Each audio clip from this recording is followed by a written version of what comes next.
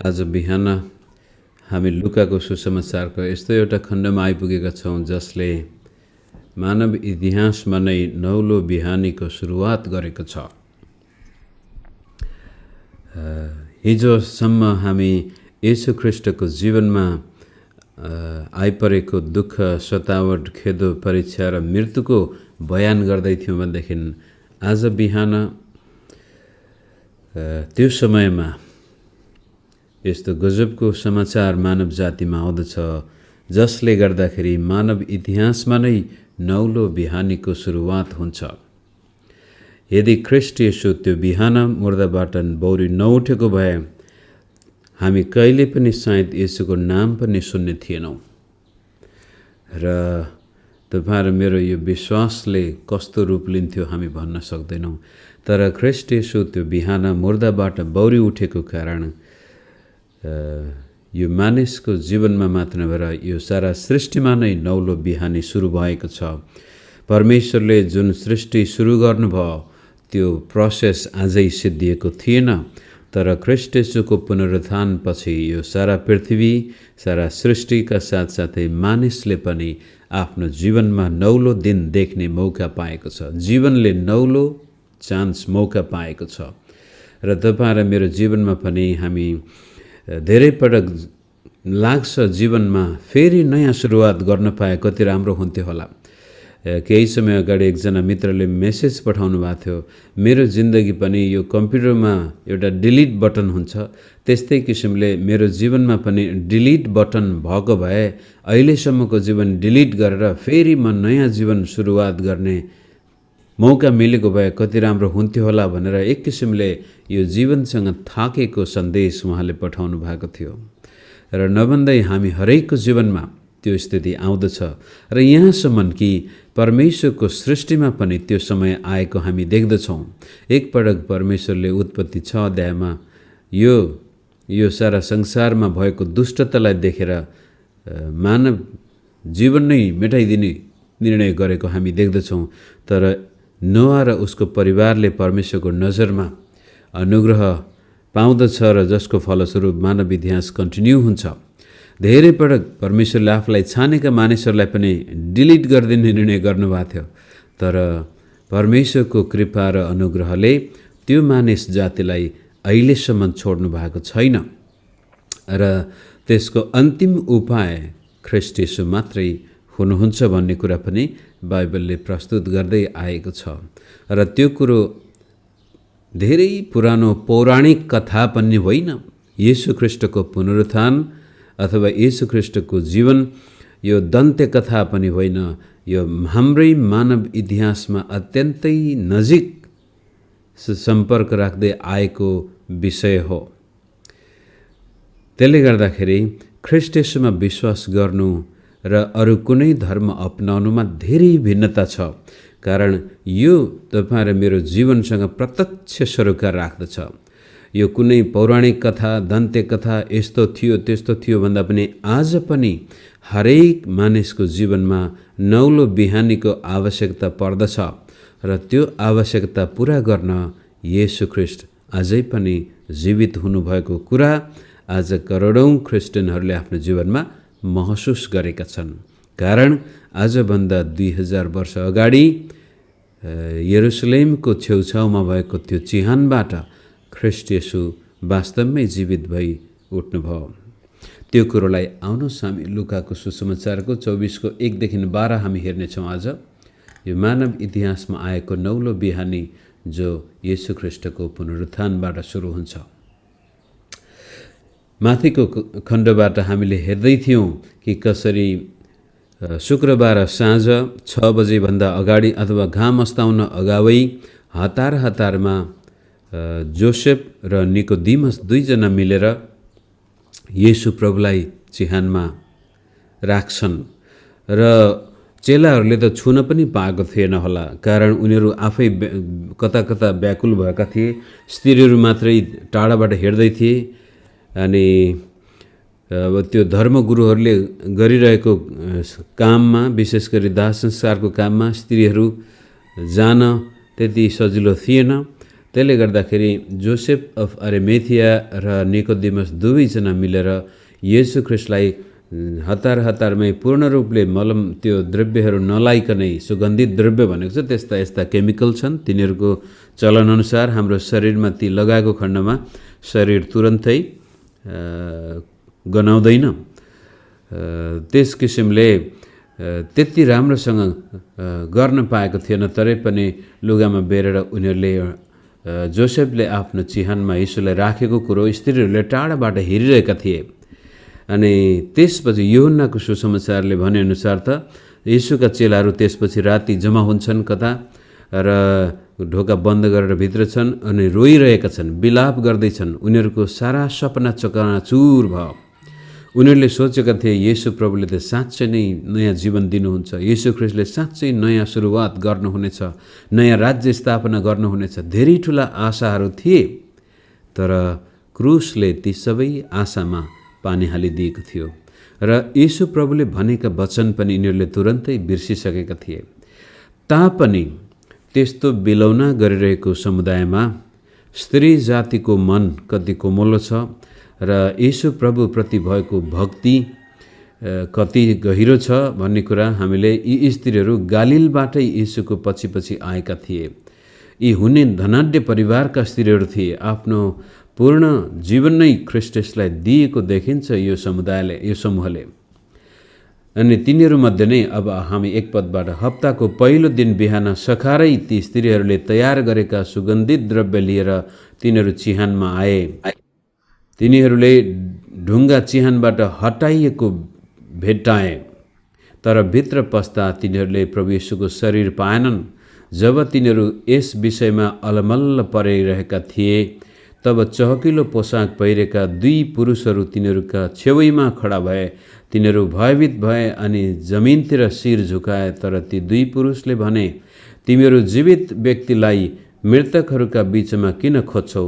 उहाँ यहाँ हुनुहुन्न, तर जीवित भई उठ्नु भएको छ। गालिलमा हुनुहुँदा उहाँले तिमीहरूलाई के भन्नुभएको थियो त्यो याद गर कि मानिसको पुत्र पापी मानिसहरूका हातमा सुम्पिनु र क्रुसमा टाँगिनु र तेस्रो दिनमा जीवित भई उठ्नु आवश्यक छ। तिनीहरूले उहाँको वचन सम्झे। बाटोमा जाँदै झिसमिस उज्यालोमै मत्तीको सुसमाचार अनुसार त हामीलाई यो पनि थाहा छ कि यहुदीहरूले चाहिँ येशूको वचनमा विश्वास गरेका थिए। उनीहरूले भने यसले त 3 दिनपछि बौरी उठ्नु भनेको छ, केही गरी त्यो बौरी उठेको खण्डमा झन् ठुलो बवाल हुन्छ भन्ने डरले त्यो चिहानमा लालमोहर लगाएर त्यहाँनिर सिपाहीहरू पहरेदार पनि थिए। र मत्ती मर्कुसले भनेअनुसार त स्त्रीहरूले पनि भन्दै थिए, हाम्रो लागि ढुङ्गा कसले उडाइदिला। अब त्यो बेलाको चिहान, त्यो बेलाको गाड्ने चलन हामीले बुझ्नुपर्छ। यति बेलामा यहुदी चलन अनुसार विशेष गरी खाडी क्षेत्रको मध्यपूर्वी त्यति बेलाको चलनमा चिहान बनाउँदाखेरि चट्टानमा खोपेर बनाइन्थ्यो अथवा ढुङ्गाले र अलकत्राले बनाएकै चिहान भए पनि त्यस्तो खालको चिहान बनाइन्थ्यो जहाँ भित्र शरीरलाई राखिन्छ र त्यो शरीर बडो इज्जतका साथ राखिन्छ र जबसम्म त्यो शरीर पूर्ण रूपले आफै कुहिएर हड्डीमा सीमित हुँदैन तबसम्म त्यो चिहान खोलिँदैन थियो अथवा आवश्यक नपरुन्जेलसम्म त्यसलाई खोलिँदैन थियो। पछि गएर जब त्यो हड्डीहरू मात्रै जम्मा भइसकेपछि त्यसै चिहानलाई फेरि ती हड्डीहरू जम्मा गरेर एउटा ढुङ्गाको बाक्सा बनाएर ती हड्डीहरूलाई त्यो बाक्समा राखेर त्यसै चिहानको कुनामा राखिन्छ भने पछि अरू परिवारका सदस्यहरू मर्दाखेरि पनि फेरि त्यसै चिहानमा त्यसरी नै राखिने चलन थियो। आजको जस्तो यो पुरै जमिन मुनि गाड्ने चलन थिएन त्यो बेलामा र एउटा चिहान त्यसकारण धेरै व्यक्तिको लागि प्रयोग हुन्थ्यो र पूर्वजहरूका हड्डीहरू पनि त्यसै चिहानमा कतै बडो गजबले फलामको ढुङ्गाको बक्स बनाएर राखिएको इतिहासमा हामी भूगोलशास्त्रले अहिलेसम्म त्यो देखाउँछ त्यस्ता प्रमाणहरू।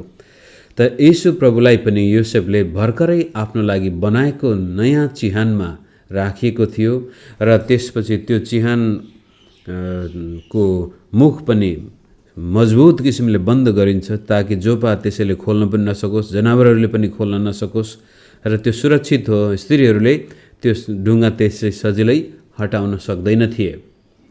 अनि त्यो ढुङ्गा राख्नुको मतलब त्यो चिहान पछि पछि पनि खोल्नुपर्ने आवश्यकतालाई ध्यानमा राखेर धनीहरूले बडो गजबले त्यो चिहानको त्यो सर्कल बनाएर अथवा कसरी हुन्छ त्यो ठ्याक्कै मुखमा लाग्ने किसिमको ढुङ्गा त्यहाँ लगाउँदथे।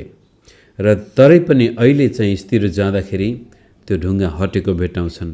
मत्तीको भनाइअनुसार त त्यहाँ त्यो पहरेदारहरू त्यो जब स्वर्गदूतले त्यो ढुङ्गा हटाउँदाखेरि भुइँचालो नै जान्छ र ती सिपाहीहरू मूर्छा नै पर्छन्, आतंकित हुन्छन्। र लुकाले चाहिँ केवल त्यो ढुङ्गा हटाइएको कुरो मात्रै छोटकरीमा हामीलाई बताएको छ। र उनीहरू साँच्चै चिहानभित्र पसेर हेर्दाखेरि येशूको शरीर त्यहाँ छैन। 4 पदमा तिनीहरू यस विषयमा अलमल्लमा परिरहेका थिए र तब स्वर्गदूतहरू फेरि 2 जना पुरुषको रूपमा देखा पर्दछन्।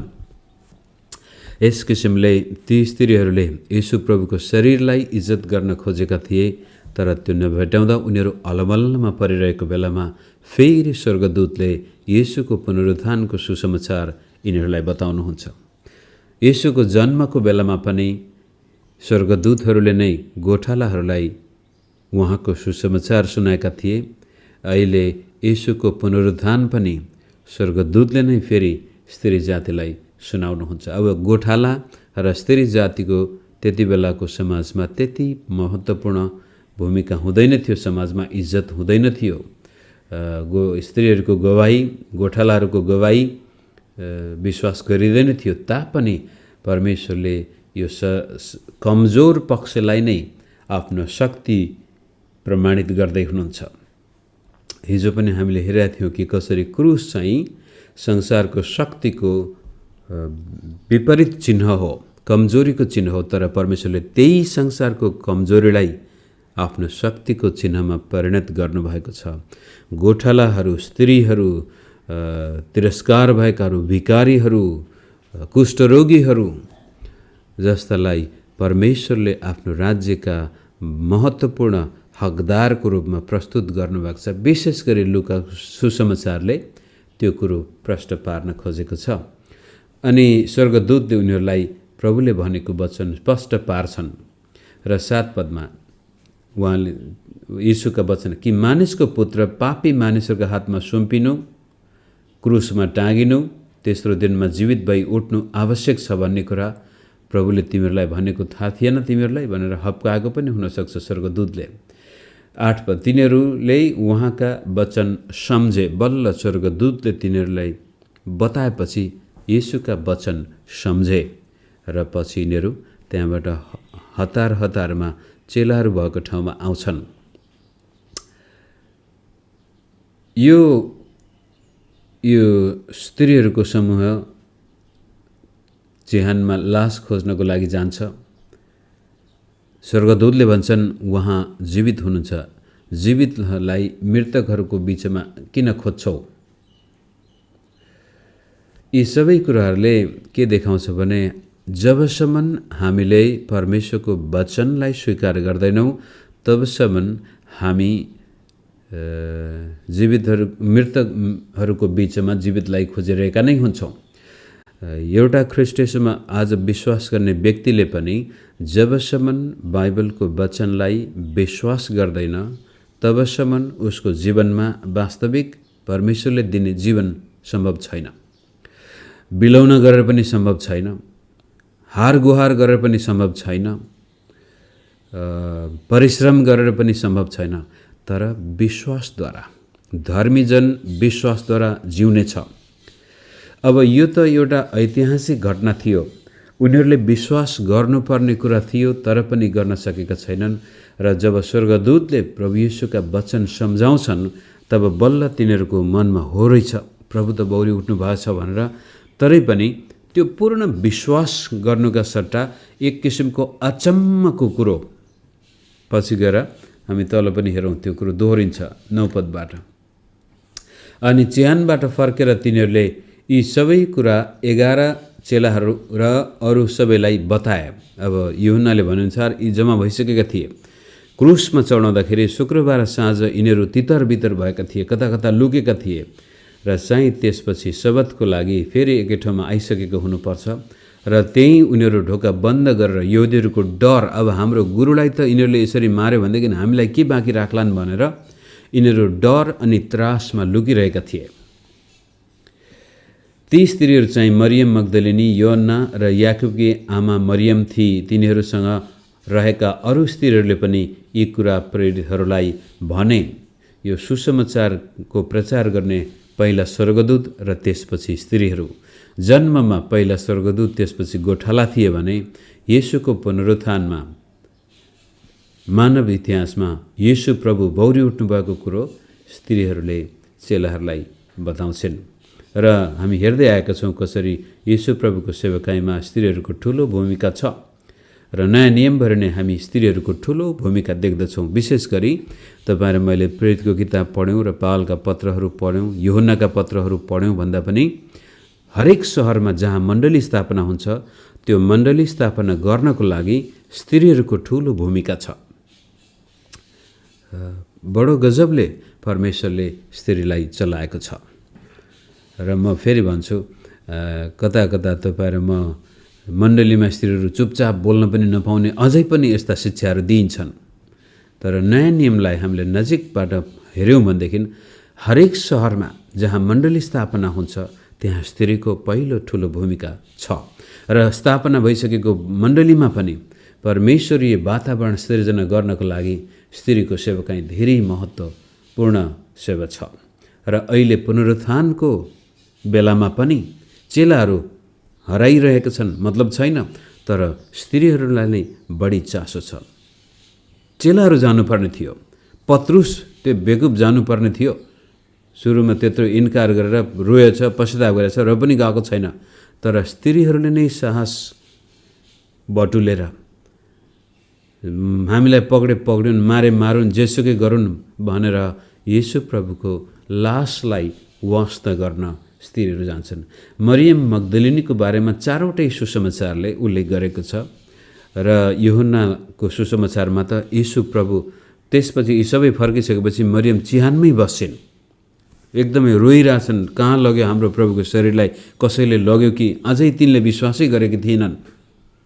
अनि ख्रीष्ट येशू मरियम कहाँ व्यक्तिगत रूपले देखा पर्नुहुन्छ र त्यसपछि मरियम फर्केर आएर चेलाहरूलाई भन्छ मैले प्रभुलाई देखेँ। अनि यहाँ धेरै स्त्रीको नाम छ।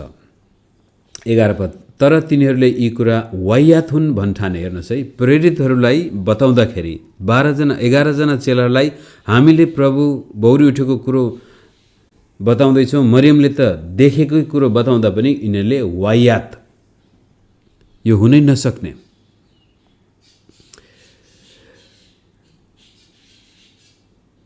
यो एकजना बहिनीले हामीलाई सोधेको थियो, पुरानो नियममा पनि स्त्रीहरूलाई प्रस्तुत गर्दाखेरि हब्बाले पनि पाप गरेको पहिला, अब्राहमलाई पनि उसकै श्रीमतीले गर्दाखेरि हागारसँग त्यो इस्माइलको जन्म भएको, याकुबसँग पनि त्यस्तै छ, अयुबको श्रीमतीले पनि त्यस्तै कुरा गरेको छ।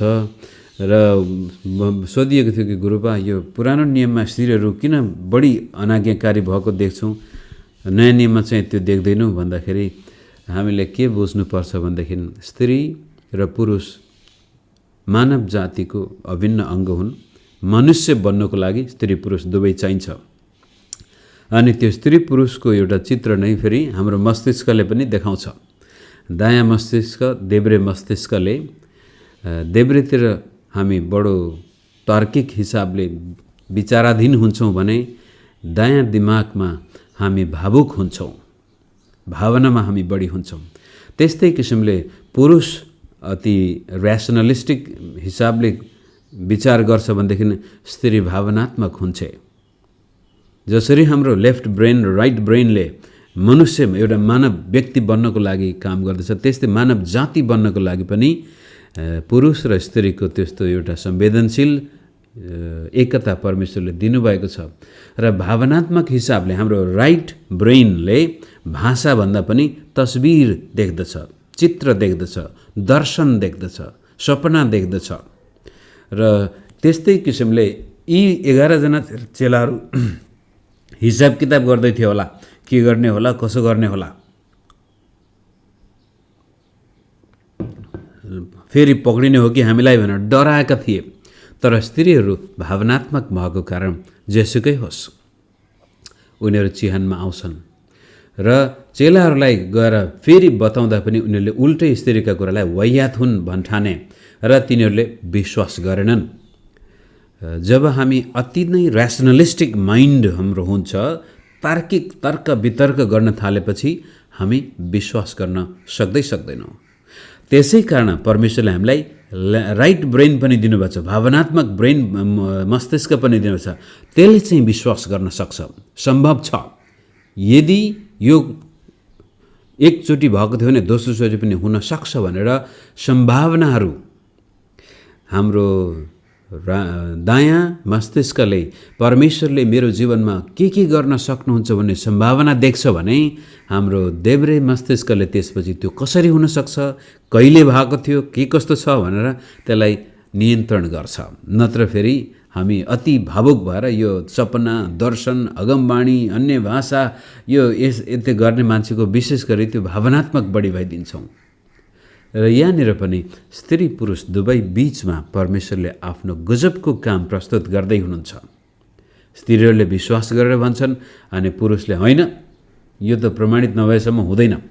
12 पद, तर पत्रुस उठेर चिहानमा दौडेर गए र निहुरेर हेर्दा सुती कपडाका पट्टीहरू मात्र देखे। त्यो घटना देखेर अचम्म मानी उनी गइहाले। अनि यूहन्नाको सुसमाचार अनुसार पत्रुस एक्लै होइन, यूहन्ना पनि दुईजनै दौडेर गए। अनि पत्रुस चिहानमा पुग्नुभन्दा पहिल्यै यूहन्ना पुगेको थियो, तर यूहन्ना भित्र जान हिचकिचाइरहेको थियो। त पत्रुस आउने बित्तिकै सिधै चिहानभित्र पस्छ। र पनि आजै तिनीहरू आलमल्लमा परेका छन्। यूहन्नाको सुसमाचार अनुसार चाहिँ यूहन्नाले चाहिँ विश्वास गर्छ, तर पत्रुसले चाहिँ अचम्म मान्छ। र फेरि के भयो होला, टाउको कन्याउँदै ऊ 11 जनाकोमा फर्केर आउँछ र त्यसपछि प्रभु फेरि तिनीहरू कहाँ देखा पर्नुहुन्छ, त्यो बन्द कोठाभित्रै। र पछि धेरै पटक येशू प्रभु चेला कहाँ देखा पर्नुहुनेछ। यो चाहिँ हो मानव इतिहासमा बडो अचम्मको घटना घट्यो र त्यो चाहिँ हप्ताको पहिलो दिन। त्योभन्दा अगाडि यहुदीहरू सबत मनाउन शनिबारको दिन, अन्तिम दिन भनौँ, आराधना गर्दथे। तर ख्रीष्ट येशू बौरी उठेपछि यी चेलाहरूले बिस्तारै बिस्तारै हप्ताको पहिलो दिन आइतबार भनौँ सेवा गर्न थाले अथवा भेट गर्न थाले। येशू प्रभु तिनीहरूसँग धेरै पटक देखा पर्नुहुन्छ र पछि गएर आजसम्म इतिहासमा पश्चिमा देशको प्रभावबाट हप्ताको पहिलो दिन अथवा आइतबार हामी आराधना गर्छौँ। हरेक देशमा छुट्टी मनाइन्छ तापनि इजरायलमा अझै पनि शनिबार, मुसलमान देशमा शुक्रबार र नेपाल पनि सायद कसरी हो अहिलेसम्म शनिबारमा नै छुट्टीको दिन छ भने यतापट्टि यी बिलाप गरिरहेका चेलाहरू अब केही समयपछि उनीहरू बडो सशक्त येशू प्रभुका सेवक बन्नेछन्। उनीहरूमा जुन प्रकारको आशा थियो, मरेको थियो, तर अब जब प्रभु येशू बौरी उठेको कुरो यिनीहरूले सुन्छन् पछि अरू चेलाहरूसँगै र अन्तिममा थोमस नहुँदाखेरि पनि उहाँ आउँदाखेरि थोमाले पनि उहाँको त्यो पुनरुत्थानलाई स्वीकार गर्नेछ र पछि माफ गर्नु होला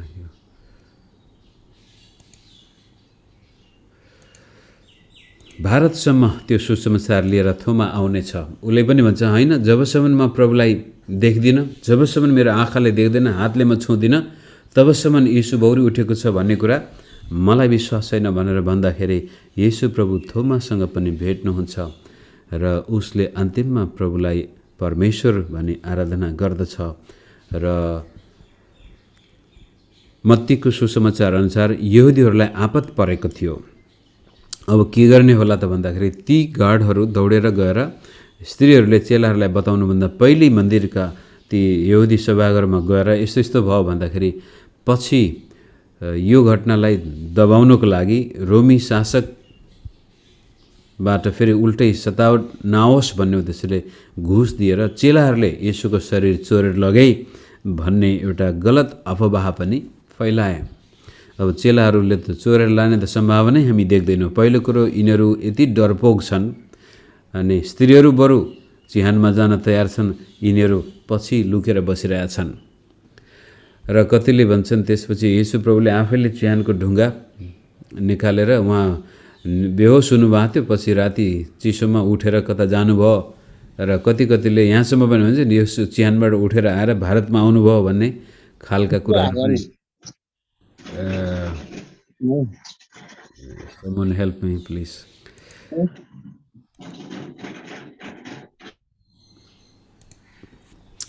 तापनि त्यो चिहान त्यहाँ राखिएका सुरक्षा गार्डहरू र स्त्रीहरूको चिन्ता हाम्रो लागि ढुङ्गा कसले हटाइदेला, र त्यो एकजनाले हटाउन सक्ने खालको ढुङ्गा पनि थिएन। र त्यसपछि यो यूहन्नाको सुसमाचार अनुसार जब पत्रुस र यूहन्ना त्यहाँ पुग्छन् र स्त्रीहरूले पनि देखेका थिए कि लुगा चाहिँ जस्तो थियो त्यस्तै शिरको राखेको मात्रै एक ठाउँमा छुट्टै राम्रोसँग राखिएको। त्यो कसैले चोरेर लास लगेर अथवा येशू आफै उठेर शारीरिक रूपले उठेर त्यहाँबाट जानुभएको भए त्यो लुगा जस्तो लास राखेको थियो त्यस्तै आकारमा छ। यी विभिन्न कुराहरूले के देखाउँछ भने येशू प्रभु साँच्चै नै यो मानव यो विनाशी शरीरबाट अविनाशी शरीरमा परिणत हुनुभयो कि त्यो शरीरबाट अब त्यो चिहानबाट बाहिर निस्कन त्यो शरीरलाई ढुङ्गा हटाइराख्नुपर्ने आवश्यकता पनि थिएन। कारण यूहन्नामा हामी देख्दछौँ येशू प्रभु बन्द कोठाभित्र अचानक चेलाहरू कहाँ देखा पर्नुहुन्छ। त त्यो ढुङ्गा चाहिँ हटाइनुको मतलब येशू भित्रबाट बाहिर आउनको लागि नभएर चेलाहरूभित्र गएर हेरुन्, प्रमाणित गरून् भन्ने उद्देश्यले त्यो हटाइएको छ कि साँच्चै नै त्यो चिहान रित्तो छ भन्ने कुरा प्रमाणित गर्नको लागि त्यो ढुङ्गा हटाइएको छ। येशू प्रभुको निम्ति त्यो ढुङ्गा हटाइनु आवश्यक थिएन, किनभने यो शरीर बडो महिमित शरीर हुनेछ। त्यस्तै किसिमले तपाईँ र मेरो शरीरको पनि त्यो दिन आउनेछ। मित्रहरू, इसाई विश्वास केवल यो संसार छोडेर स्वर्ग जानको लागि अथवा नरक जानबाट बस्नको लागि मात्र नभएर यो संसारमै यो सृष्टिले पनि बडो महिमित रूप धारण गर्नेछ र हाम्रो शरीरले पनि येशू ख्रीष्टको शरीरको रूप धारण गर्नेछ। तपाईँ र म एक दिन साँच्चै वास्तविक मनुष्य बन्नेछौँ। अहिले वास्तवमा हाम्रो अन्तिम रूप अझै आइपुगेको छैन। अब विभिन्न अरू दर्शनहरू अनुसार हामी सबै भगवान हौँ, हामी सबै ईश्वर हौँ, म ईश्वर हुँ भन्ने प्रयास गरे तापनि त्यहाँ आशा छैन। धेरै भयो भनेदेखि सारा सृष्टि यो लीला हो र एक दिन गएर यो यसको मुख्य स्रोतमा विलीन हुनेछ। तर बाइबलले बडो स्पष्टसँग हुन्छ कि सृष्टिकर्ता र सृष्टि बीचमा बडो गजबको भिन्नता छ, तर त्यसका साथसाथै गजबको एकता पनि छ। हामी परमेश्वरको स्वरूपमै बनाइएको परमेश्वर जस्तै प्राणी हौँ, तर परमेश्वर चाहिँ होइनौँ। र परमेश्वर जस्तै भएको कारण अहिले नै ख्रीष्ट येशूमा विश्वास गर्ने व्यक्तिले पनि त्यो ईश्वरीय स्वभावबाट जिउन सक्छ। हामीले त्यो ऋषि मुनि अथवा वर्षौंसम्म तपस्या गरेर यो शरीरलाई नाश गरेर बल्ल मोक्ष पाउने भने यसै शरीरमा पनि हामी पूर्ण रूपले मुक्तिको अनुभव गर्न सक्छौँ। कारण एक दिन यो शरीरले पनि पूर्ण मुक्ति प्राप्त गर्नेछ र त्यो शरीर हामी पाउनेछौँ जो येशू ख्रीष्टको शरीर अहिले यहाँ हामी देख्दैछौँ, जसलाई ढुङ्गाले छेक्न सक्दैन, ढोकाले छेक्न सक्दैन, कुनै भौतिक चिजको परिधिभित्र त्यो सीमित छैन। कारण त्यो महिमित विनाशी थियो, अविनाशी रूप धारण गरेको छ। र अहिले दैनिक जीवनमा पनि तपाईँ र मैले येशूलाई विश्वास गरेको कारण हाम्रो जीवनमा त्यो एकादेशमा थियो रे नभएर आज तपाईँ र मेरो जीवनमा प्रभु जीवित हुनुहुन्छ। त्यो सन्देश चेलाहरूलाई र स्त्रीहरूलाई स्वर्गदूतले भन्दैछ, जीवितलाई मृतकहरूको बिचमा किन खोज्छौ? उहाँ यहाँ हुनुहुन्न, उहाँ जीवित हुनुभएको छ।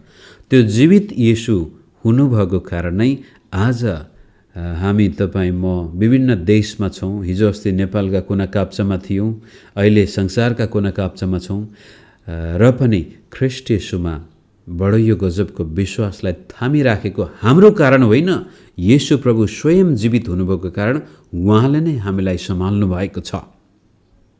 कहिलेकाहीँ लाग्न सक्छ मेरो कारण म ख्रीष्टमा बाँचेको छु। बाइबलले भन्छ उहाँले नै हामीलाई सम्हाल्नु भएको छ। उहाँको वचनको शक्तिले हामीलाई सम्हालिएको कारण हामी आज ख्रीष्ट येशूमा बाँच्न सफल भएका छौँ। र यी चेलाहरूले पनि त्यो वचन विश्वास गरेको भए उनीहरू रमाई येशूको पुनरुत्थानको लागि पर्खेका हुने थिए, तर विश्वास गर्न सकेको थिएन जबसम्म त्यो उनीहरूको आँखाको सामनेमा प्रमाणित हुँदैन। र नभन्दै हुन पनि यदि चेलाहरूले नै प्रभु त बौरी उठ्नुभयो मात्रै भनेको भए धेरैले अविश्वास गर्थ्यो होला। तर यी चेलाहरू जसले विश्वासै गरेको छैन, अन्तिममा यिनीहरू नै आफ्नो ज्यानको बाजी लगाएर येशूको पुनरुत्थानको सुसमाचार सुनाउनेछन्, किनभने यिनीहरूले निश्चित रूपले थाहा पाउनेछन् हो रहेछ हामीले त विश्वासै गरेका थिएन, प्रभु त बौरी उठ्नु भएछ। र नभन्दै आजसम्म पनि येशूको चिहान, येशूको शरीर खोजिरहेछन् वैज्ञानिकहरू। कहिले यहाँ भेटा भन्छन्, कहिले त्यहाँ भेटा भन्छन्, तर कोही छैन। उहाँ यहाँ हुनुहुन्न भन्ने शब्द अहिलेसम्म जस्ताको तस्तै छ, कारण येशूको शरीरले महिमित रूप धारण गरेको छ। यदि त्यतिखेरै कसैले यही हो येशूको शरीर भनेर प्रमाणित गरिदिएको भए आज हाम्रो विश्वासको कुनै अर्थ हुने थिएन। येशू बौरी उठ्नु नभएको भए यो विश्वास यहाँसम्म आइपुग्ने नै थिएन, त्यसैखेरै सिद्धिन्थ्यो। तर उहाँ साँच्चै मुर्दाबाट बौरी उठेको कारण तपाईँ र म आजसम्म ख्रीष्ट येशूमा विश्वास गर्न सफल भएका छौँ। यति भन्दै म फेसबुकबाट बिदा हुन्छु।